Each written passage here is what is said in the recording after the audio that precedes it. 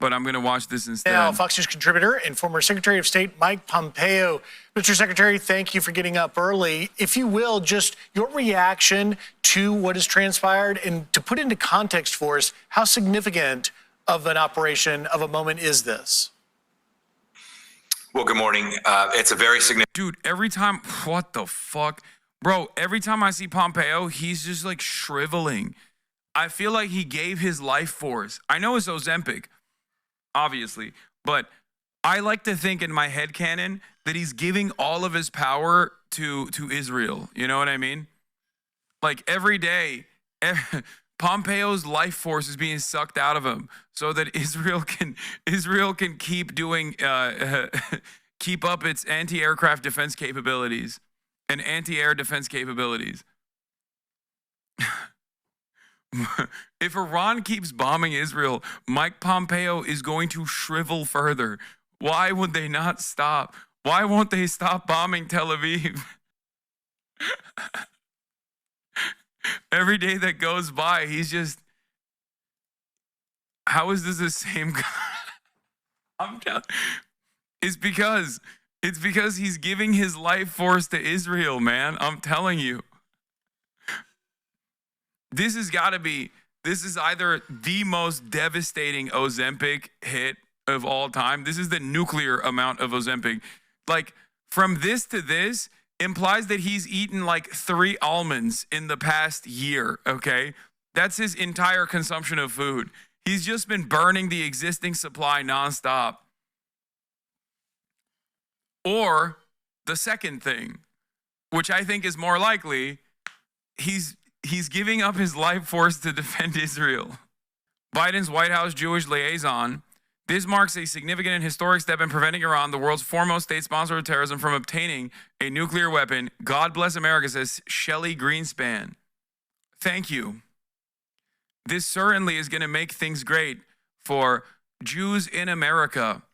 Yeah, the more we strike Iran at the behest of Israel, and the more our politicians openly talk about how Israel is dominating every facet of our existence and our politics, the more the everyday American thinks we are certainly not a nation state totally fucking captive to the whims of Israel, which you guys then claim is the Jewish state, and it's doing it for the Jews. This certainly will not increase enmity towards the Jews in America. I'm sure these guys are thinking this through. Good stuff. Significant operation. Our military did indeed, as President Trump said, carry out an operation that there's no other country in the world could do. That's been years and years in the making, but the folks who were flying last night were brave and capable and clearly delivered on their mission, and every American should be incredibly proud of that and thankful for them. As for what resulted, the world is safer today. And you were asking earlier, what do the Gulf Arab states think this morning? I am confident that they too are safer. So this was important not only for Israel and for the Gulf Arab states, but to keep the United States of America safe as well. President Trump, I served with him for 4 years. For a decade now, he's been very clear. They're not going to get a nuclear weapon in Iran. And this is just a further manifestation of his commitment to that over a long period of time. And last night, he executed a mission that was righteous and decent and important and will keep us all safer. Mr. Secretary, you say the world is safer today, and I understand the logic there, but I think it's reasonable to say that the service members stationed in the Middle East probably aren't safer today. Do you have any prediction on what Iran's retaliation might look like if they would target capabilities as opposed to troops or anything like that? No, that's a good point. Look, it's always hard to put your own soldiers, sailors, airmen, and Marines' lives at risk. I remember when we took the Soleimani strike, we were very worried and had done a ton of work to keep folks at Al-Assad Air Base and our other facilities in the Middle East safe. I'm confident that the administration has taken those protections as well. Make no mistake about it, the Iranians could come after that, but President Trump has set the course, right? He has said, you're not going to have a nuclear weapon, and if you come after an American, we're going to wreak absolute hell on you. I think the Iranian regime is thinking through that in the same way they did after we took out General Soleimani. While we had some soldiers injured, their response was relatively weak. Gonna put this out here one more time. I hate to do it, but the Globe Twitter accounts are correct. The Obama dick riders are correct on this. Okay? Sorry. That's fucking ridiculous. Okay? Every single time these motherfuckers say this, just show them the chart. It's just, liberals are right on this. It gives me no pleasure to report, but the libs are fucking right, and Obama was right on this. Diplomacy was the correct option. Diplomacy was the right thing to do. It was the most effective solution. And even the way that Obama reached the diplomacy was still, of course, because this is the United States of America, really fucked up. Okay? Increasing sanctions, and then forcing Iran to take away the sanctions, forcing Iran's hand by saying, hey, we'll take the sanctions away, only to kickstart the process of just like using sanctions on every country for no reason. Why do you say Obama was right? If we didn't do this shit, Iran might have had a nuke and they wouldn't be getting their shit pushed in. No, if the JCPOA continued, and that we normalize relationships, relations with Iran, Iran would be a more prosperous nation as a consequence.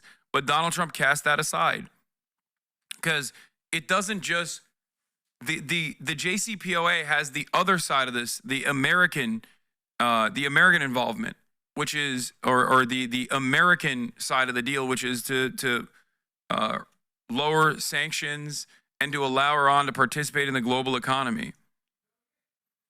Why didn't Biden try to get the JCPOA back? Much to think.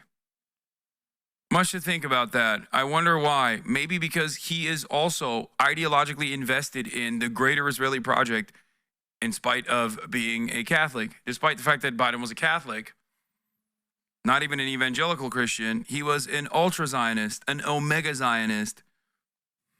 Maybe that has something to do with it. And they are even in a far weaker place. Their capabilities today are even far weaker than they were when we took that strike back in the first Trump administration. So I suspect they're trying to figure out what to do. I'll be very surprised if they challenge President Trump and the United States Department of Defense. Well, I hope that you're absolutely right, Mike, because we've been told that the regime is insane and genocidal. So let's hope that they're being rational right now. One of the things that I'm concerned about is that we've had 4 years of an open border. And so one of the, we've been talking about what kind of retaliatory attacks they can make in that region. But we've had an open border and a record number of unknown and known terrorists coming across our border over the last 4 years. So what kind of implications does that have for the United States right now in terms of potential sleeper cells and attacks actually here on the homeland? I've been talking about this risk for 4 years. It's probably even slightly heightened now. There's no doubt the Iranian regime has tried to put active agents on the ground in Europe, in Brussels, in Paris, and London, and indeed here in the United States. And you're absolutely right. We've had a wide open border. We know that at least a couple of hundred folks who were already on the American terror designated watch list who came across the border during the Biden administration. So that risk is not zero. It could be that that'll be a method by which the Iranians will choose to try and take vengeance and respond and to deter the United States. I'm counting on our FBI and local law enforcement to help keep all of us safe, including those who have been threatened directly by the regime itself. But more importantly than that, I think the Iranians' calculus has to be very careful here. They have to understand that while we spared the political leadership and energy. Sub us on if you're pro JCPOA. How does that mesh with Iran needing a nuke to protect themselves? Just curious. If Iran was treated like a country with dignity and sovereignty, as was supposed to be the process in which the JCPOA is implemented, then they don't have a necessity for nukes. America doesn't play that game, of course, and therefore Iran does need nukes, especially now more than ever. There are plenty of countries that currently don't have nukes. It's just they haven't been in the crosshairs of America, at least to this degree. infrastructure targets last night. There's no guarantee that that will continue if they come after an American, whether that's one of our soldiers, sailors, airmen, and Marines abroad, or someone here in the United States. And you yourself were famously threatened by the regime as well. I want to get your thoughts on this because satellite images show lines of trucks leaving the Fordo facility on Thursday, about 48 hours prior to the strike. Are you worried that Iran was able to move out material from Fordo? Again, it's unclear exactly what was in those trucks, but, your instinct says they moved some nuclear material, whatever they could potentially move in those trucks. Are you worried about that? I think this is going to be something that the U.S. intelligence community and the Israeli intelligence community have to work their way through. Why would anyone agree to denuclearization after this? No, 100%. I think that the only way the world moves in the direction of denuclearization, which is, I don't know, it seems very, very unlikely, but the only way that they would ever agree to it is everybody has nukes. And we just evolve past that point. I don't know. I just don't think that it'll happen. I think right now, as a new world order is being designed in front of our eyes, what Iran was saying about like the law of the jungle is actually just the truth. It's always been might is right politics. International law has just basically been paperwork that America uses to justify its military conquest against people. They'll say, oh, our enemies are violating international human rights. We have to intervene militarily. And then they will literally fucking intervene and violate human rights altogether. That has been the case. The only thing that stops America from entertaining these violent ambitions is another powerful superpower that will force them to stop. It's even more clear now. I think it's undeniable. Anyone that still entertains the notion of rules and norms at this stage, I think is just like deluding themselves, is purposely telling themselves a fucking lie with the hopes that there is some semblance of order on the planet, or maybe because they've benefited tremendously from the current rule-based international order, or their ambitions, their appetite for violence has been saved from it. And therefore, they think, oh no, we have to cynically keep talking about this rule-based international order when it's obviously incredibly consequential and incredibly violent for the global South.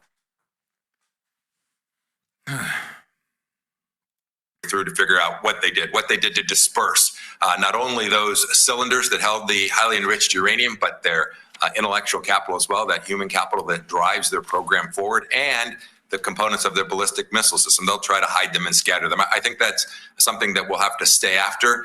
I suspect that in spite of the real success last night, there'll still be work to do to fully eradicate every remnant of their nuclear program.